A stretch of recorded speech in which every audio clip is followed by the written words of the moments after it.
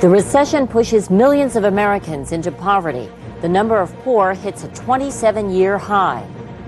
In South Florida, the search is on for thousands still unaccounted for after Hurricane Andrew. And an inspiration to middle-aged Americans, Jimmy Connors. He's 40 now, and they love him. This is the CBS Evening News.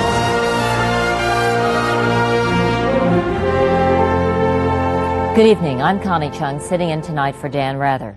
New figures from the Census Bureau today tell a shocking story about how many Americans are poor. The number living in poverty in 1991 is staggering, 35,700,000. And even those Americans making average incomes are making a lot less. Jim Stewart has the details. No one had to tell Jorge Arias the number of Americans living in poverty is up. He's living the nightmare. 3 different construction jobs folded within a year and a half, and now he's on unemployment.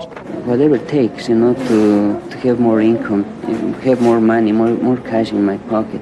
Because with 4 kids, it's very tough. More than 2 million persons were added to the poverty rolls last year, bringing the total of poor Americans to 35.7 million, the highest in nearly 30 years. Average household income has dropped some $1,600 since 1989, the largest 2-year decline in nearly 2 decades. The number of poor families rose to 7.7 million, a jump of over 500,000 last year alone, with the biggest increase in families headed by single women. For middle-class Americans living in metropolitan areas, the numbers are scarier than ever. Their earnings dropped 3.5% last year, and more finding themselves with no income at all. Randy Miller of Fort Worth has been job searching for a year. I'm not working, and my wife's out of work right now on medical, and there's just a lot of stress on the family. Today's news was a stunner for the White House, where President Bush holed up and scheduled no campaign appearances. Spokesman Marlin Fitzwater dismissed the new poverty figures as certainly understandable in a recessionary period. Democratic nominee Bill Clinton wasted no time in jumping on the president. And the latest census figures plainly show that over 2/3 of the American people are working harder for less money than they were making 10 years ago. I hope after the elections everything gonna turn and gonna be better in the future. And I'm getting nervous because I cannot find jobs, And things don't look to get any better soon, with most experts predicting the recession's impact will be felt for months to come. Jim Stewart, CBS News, Washington. Things are not much better in South Florida tonight either. Thousands of residents have not been heard from since Hurricane Andrew hit more than a week ago. But as Scott Pelley reports, there is hope they are alive. Hello, anybody in here? In the wreckage of South Florida, the search continues for people still missing after Hurricane Andrew. Authorities believe some victims could be buried in the rubble. What's the first name? Today, the Red Cross was working to find about 6,000 people who are still unaccounted for. It's believed the vast majority are safe but unable to contact relatives. In military camps today, evacuees were checked against the missing persons list. 5 large camps have been set up, but only a few hundred people are taking advantage of the food and shelter. Luke Morena Camargo checked in with her children today. The apartment's going to be condemned, so everybody's moving. We're going to be all alone, so why should we go there? It's better. It's more. I feel the people love me. But thousands of cots remain empty. Many people say they would rather stay in their badly damaged homes, even without electricity or running water. There's no privacy. It's like inhumane. I mean, I didn't join the Army. I hope that eventually people will realize that what's going to be better for them is to be safe, secure, and have a consistency in their lives. Troops now patrol neighborhoods hoping to convince people to leave. The population of the camps is expected to increase as buildings are condemned and life in the rubble becomes more unbearable. Scott Pelley, CBS News, Homestead, Florida. The damage from Hurricane Andrew goes far beyond buildings and personal property. Health officials say people whose lives were spared but who lost everything else suffer a special kind of trauma. Giselle Fernandez found such residents and has this report. So your niece was with you here. This 93-year-old man still shakes with emotion, reliving the hours of blasting winds that tore apart his home. You hid in the closet? Only his religious statues survived. He credits God with saving his life. Many who survived the night of the storm are still moved to tears by a recurring fear of dying. My son is 25. I'm 45. It's okay if I die, but not him in front of me. Not him. Psychologists say after days of running on adrenaline, the reality of great losses and a future of uncertainty is fueling depression. Especially now, as many like Lynn Noel are being forced to leave what's left of their homes. I haven't stopped crying. I'm going to cry again. And, it's very sad, you know. For many, the pressure of having to return to work with a home life in chaos is too much to bear. I've always been there for my place of work. I think they could be there for us. It's tough enough for the adults to cope with losing it all, but psychologists say it's also the children who will suffer long-term trauma. Mike Searcy is desperately looking for toys in what was his 9-year-old son's bedroom. You got to keep him as happy as possible. That's the main thing. Even objects for children, like their teddy bear or something they may have, these can serve as objects that will soothe, have some soothing effects. There were 6 there and 4 with a Health experts say children who hid in dark closets are most vulnerable to nightmares, a loss of appetite, and recurring fears. Fears they urge parents to listen to and appease. What were you thinking? That I was going to die. I was very scared. My brother was you know, his eyes was red because he was scared. Whatever the long-term trauma, it's the children who always find creative ways to cope. In the midst of rubble, they find a playground. Even weary adults are finding a bit of therapy in life's simple offerings. You see the sun come up, and you see the little birds, and you see leaves, things that in the normal course of the business day I don't have time for. And this may be one silver lining, say psychologists, a reassessment of values, of what's important in life. Giselle Fernandez, CBS News, Miami. Still ahead on the CBS Evening News, Eye on America. Tonight, hard-hitting Hugo. Can a community ever recover from a devastating hurricane? And why Israelis are putting on their gas masks again.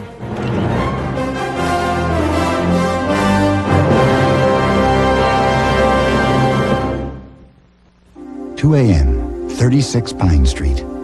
Apartment 4C has a backache and can't sleep.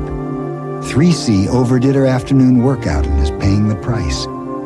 2C had an aching back, but fortunately, she also has Tylenol PM, with extra-strength Tylenol pain reliever, plus a gentle ingredient to help her sleep. And a good night's sleep was all she needed to make her day a whole lot brighter.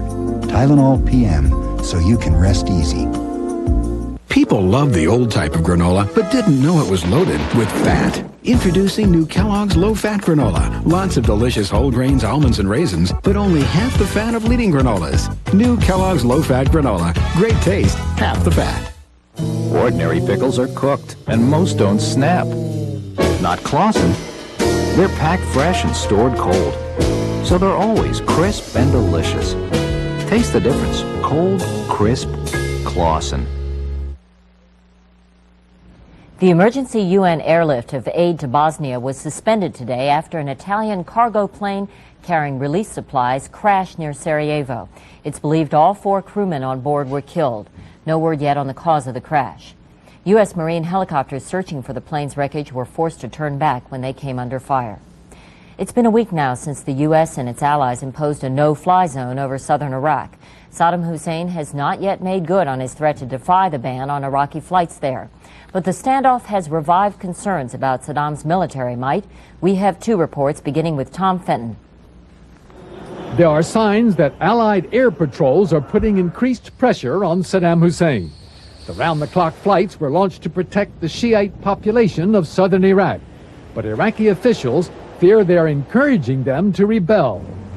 A local governor showed Western reporters the blunt warnings American pilots have been showering on his southern province.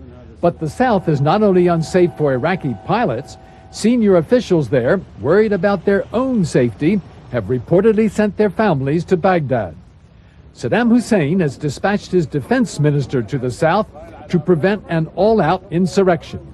These pictures show how he handled the Shiites last year when they first rebelled against the regime. General al-Majid, who was a cousin of Saddam, is known as the Butcher. Saddam pinned medals on loyal Southerners yesterday for combating Shiite commandos who attacked a power station.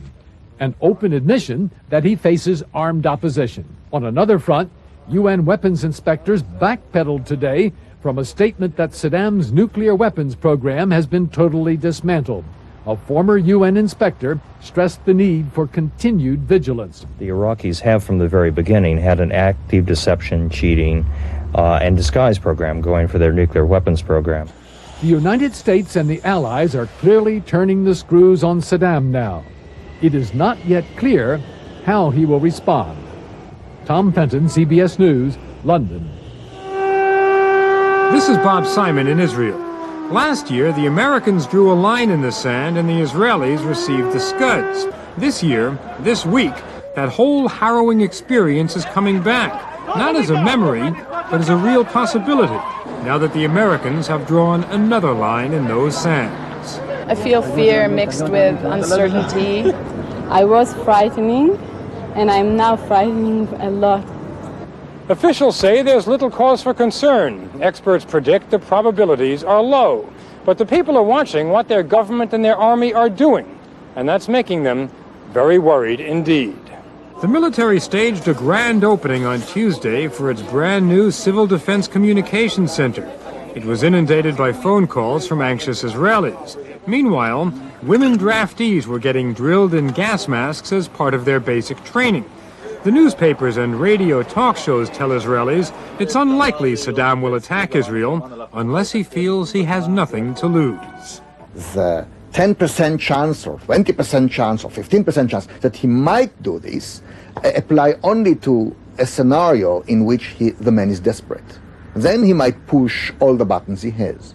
The Israelis are ready to push back.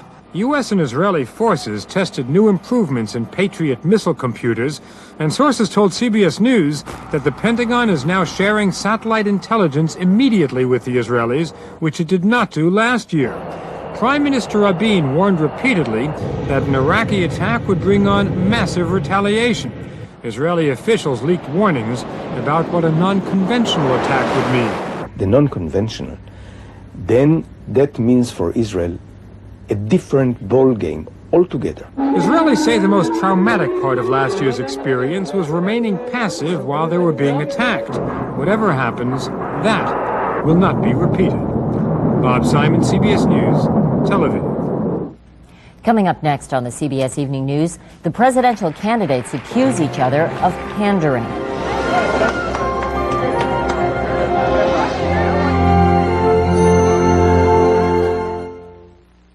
To get rid of her gray, my wife can spend 40 minutes. But I discovered the 5-minute hair coloring. The revolutionary discovery called Just for Men from the leader in men's hair coloring. Simply apply Just for Men and in 5 minutes shampoo out. Gray is blended away. The look of my natural color is back in 5 minutes. That was me, and it won't fade or wash out. My hair takes forever, but you look great in just 5 minutes. The look of your natural color in just 5 minutes with Just for Men. At Ford Motor Company, we don't just build quality cars and trucks. Customer Assistance Center, how may I help you? We build relationships. Our Customer Assistance Department assists over 4,000 people a day on everything from warranties to how to program a keyless entry system. It's part of a whole philosophy at Ford that's rapidly changing the ownership experience. Well, it's important to us that you're happy with your car. Thanks for calling Ford. Ford Motor Company. Quality is job one. It's working. It's working. After examining, testing, it's a fact. You can buy new Preparation H hydrocortisone cream with the maximum strength available without a prescription to relieve problem itch. New Preparation H hydrocortisone cream. Prescription strength without a prescription.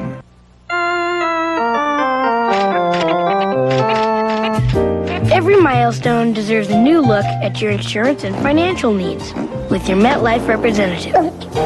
Get Met. It pays.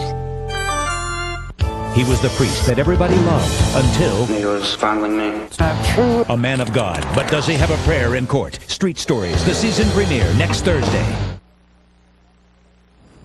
Just 3 weeks before the first presidential debate, the Bush campaign has rejected the format.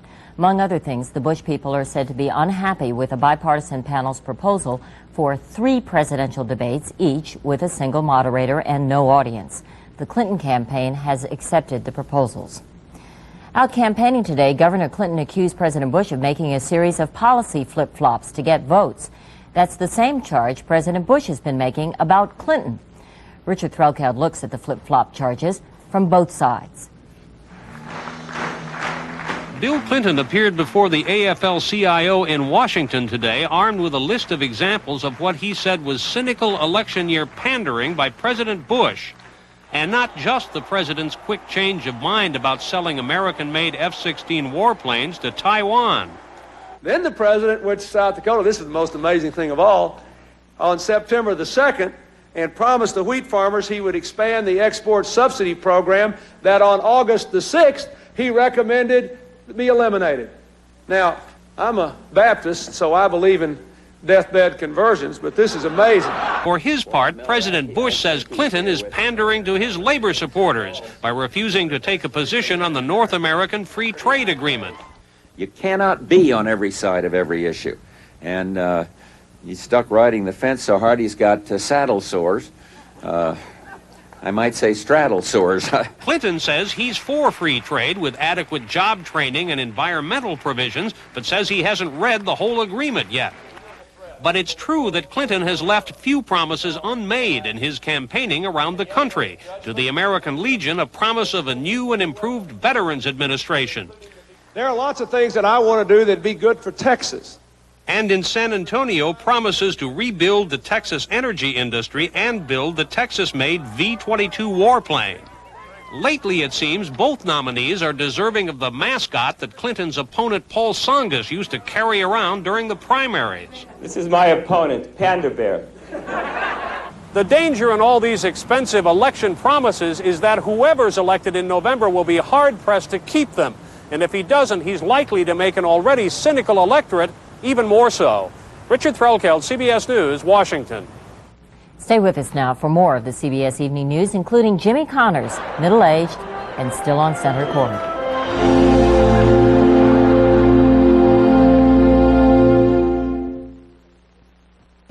Hot coffee and steak in front of strangers at 30,000 feet? Not till I switched. Now I fix it and forget it. That's good.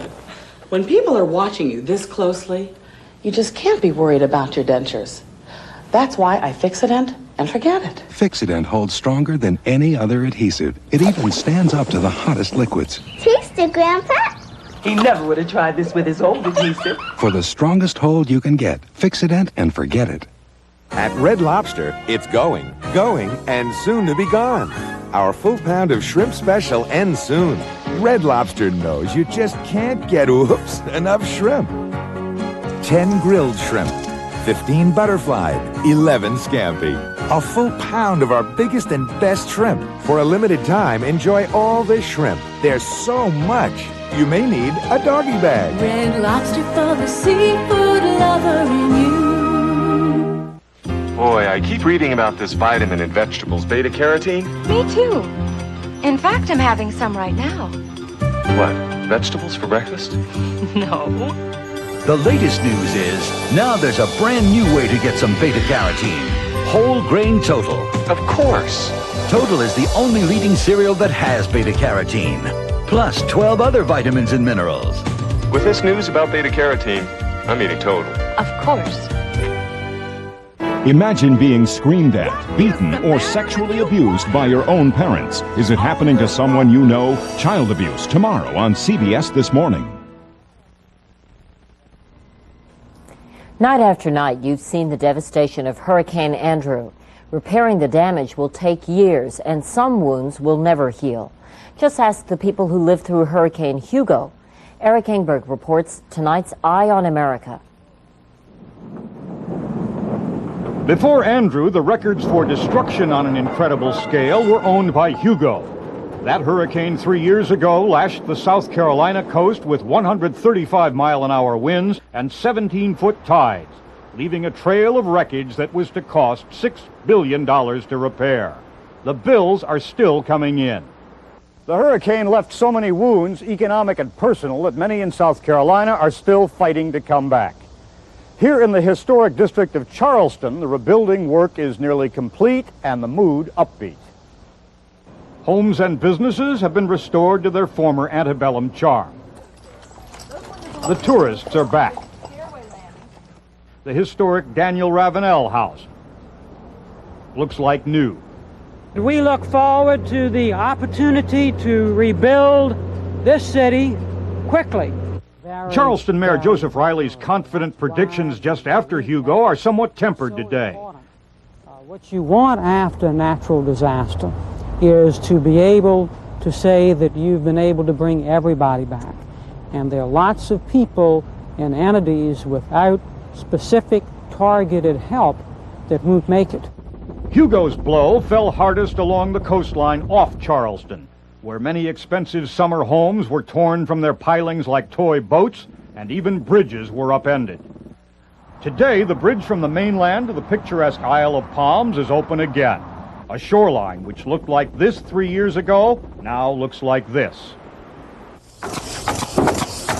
And the last of the new oceanside homes are being finished.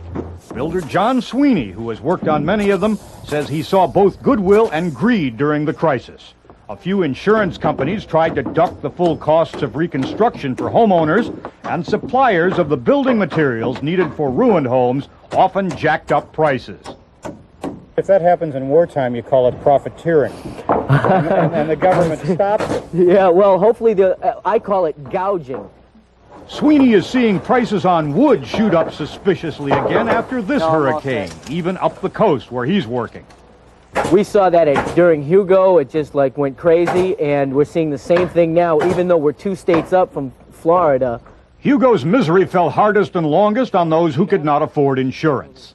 When auto mechanic Clyde Humphreys and family fled their trailer home in rural Copiahe, they left everything, including his tools, behind. They returned to find everything, including the trailer, destroyed or washed away. When I came back and looked at the place, I had to leave. Just because of all that work you had put into it, and it was your life. Yeah. Right? For a while, the Humphreys lived with relatives. A federal grant fed them and clothed them for a few months, but they had to replace their home with borrowed money. I'm still not out of it, financially. It's still hurting right now today. Because of what happened 3 years ago. That's true. For this family, the disaster is still going on.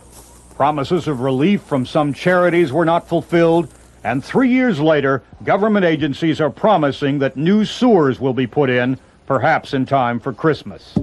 You decided to come back here? Well, that's pretty much the only place we had to live. Even though we had to clean it and all, this was home. For Eye on America, I'm Eric Engberg in Copiahe, South Carolina.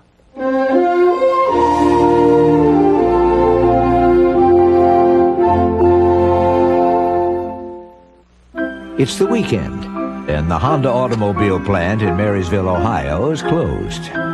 Everybody's gone home. Well, almost everybody.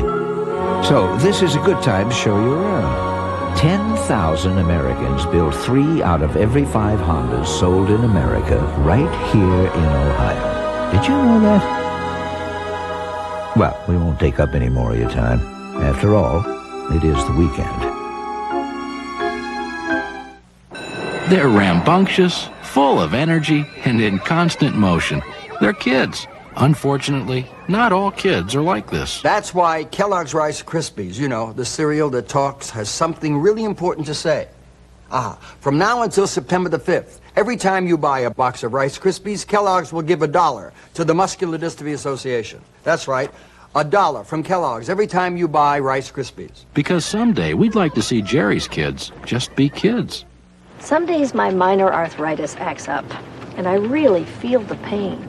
I used to take aspirin. Now I've switched to Advil. Advil relieves the pain in my stiff joints. In fact, 1 Advil is as effective as 2 regular aspirin. And Advil is gentler to my stomach. Maybe that's why doctors recommend Advil for minor arthritis pain more than any other brand. For my pain, I simply prefer Advil. Advil, advanced medicine for pain. I was really downing those tablets. Come on, they're not candy. I started to think there was something really wrong with my stomach. A sigh of relief when my doctor told me to try a new antacid tablet. Introducing Mylanta tablets, shown to neutralize more stomach acid than the leading tablet. Unbelievable. New Mylanta tablets. My doctor said Mylanta. And finally tonight, Jimmy Connors, the ageless boy wonder of the tennis world, is back at the U.S. Open again this year. And at an age when many of his colleagues are over the hill, he's still at the top of his game. Jacqueline Adams has the story. Stadium Court, the U.S. Open, and who else? Jimmy Connors. What better place to turn 40, running the socks off a kid half his age, wowing the crowd yet again. They yell, they scream, they have a good time, and it's just a big place to have a party. For less than 2 hours, he grunted and sweat, and in straight sets dusted off the 22-year-old Brazilian, Jaime Ansons, born just 2 months before Connors won his first U.S. Open. I would have done anything to win that match tonight, anything. Connors insists that he's not Peter Pan, that he's not one more baby boomer refusing to act his age. Still, it was 2 decades ago that the mop-top bad boy of tennis upset the grand old man of the day, 39-year-old Ken Rosewall. And it was 1 decade ago that he last actually won a U.S. Open. Last year, though, Connors stunned everyone but himself, making it to the semifinals. Well, I don't do this because I have to do it, and I don't do it because I need the money. I do it because I really love playing tennis. Especially here in Flushing Meadows, where Connors says he's energized by the excitement he feels in the stands. He's a fighter. He embodies the true spirit of New York. Is it extraordinary for someone his age? I don't think so, because I'm his age. George Burns is an inspiration to me. When you're 65, a man 96. But a 40-year-old kid, what is he going to do for me, you know? He comes here with his legend intact. But if you told him that this match was just icing on the cake, he wouldn't believe it, because he still plays every match like it's for the championship of the known universe. Next up, number 9 seed Ivan Lendl, who's beaten Connors consistently since 1984. True to form, though, in this Indian summer of his career, Connors is conceding nothing. If I can go out and get stuck and there's a good crowd there, if I can get stuck in the match on Friday night, we could have one hell of an evening. Jimmy Connors. Stay tuned. Jacqueline Adams, CBS News, New York. On his 40th birthday, he stays unbeaten. And one last story. Major Baseball League owners have asked Commissioner Fay Vincent to step down, but he does not have to abide by their request. There'll be more on this story in your late local news. And that's our news. I'm Connie Chung for Dan Rather. I'll see you again tomorrow night. Thank you for joining us, and for all of us at CBS News, good night.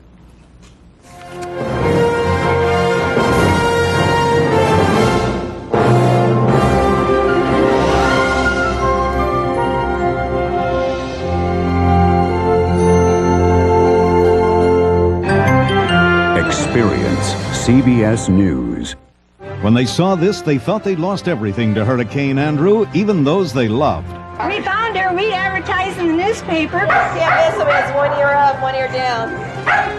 This is him. I can't believe it. Looking for a reason to go on and finding it. Eye on America on the CBS Evening News tomorrow. This is CBS.